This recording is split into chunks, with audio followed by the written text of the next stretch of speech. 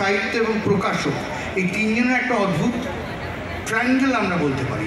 এই ট্রায়াঙ্গেল কখনো কখনো ঝগড়া হয়, সেটা স্বামী স্ত্রীর মধ্যেও হয়, প্রকাশকের সঙ্গে লেখকের হয়, লেখকের সঙ্গে শিল্পীর হয়। কভারটা পছন্দ হলো না, প্রকাশক তার বললো আচ্ছা আপনি একটু মেনে নিন, না মেনে নেব না, এটা সুধাংশুর আচ্ছার হচ্ছে, আমার আচ্ছার হচ্ছে, এটা আমরা ভুক্তভোগী।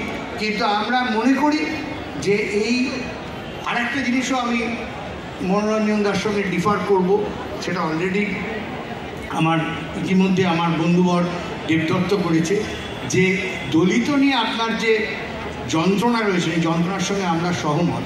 তবে পশ্চিমবঙ্গ বলুন, আপনি সেটা উল্লেখও করেছেন, বাঙালি বলুন, বাঙালি একটু অন্যদের থেকে আলাদা। আপনি উত্তরপ্রদেশের বা গুজরাট বা রাজস্থানে যেটা ঘটে, যেটা আপনি প্রথমেই বলেছেন, নবজাগরণের আলোয় তো আমরা প্রথম শিক্ষিত হয়েছি, এবং তার সঙ্গে আপনি কথা একটা যোগ করেছেন যে বাঙালি চতুর হতে শিখেছে।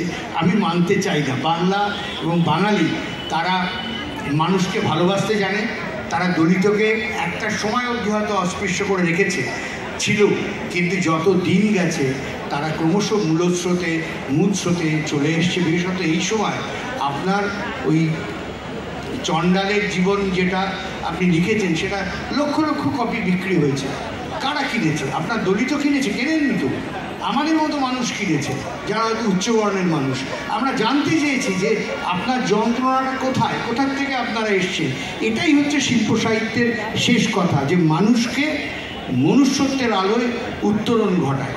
তো আমার মনে হয় যে এরপরে আর আমার বিশেষ কিছু বলার নেই, আর যদি কেউ বলেন বলবেন।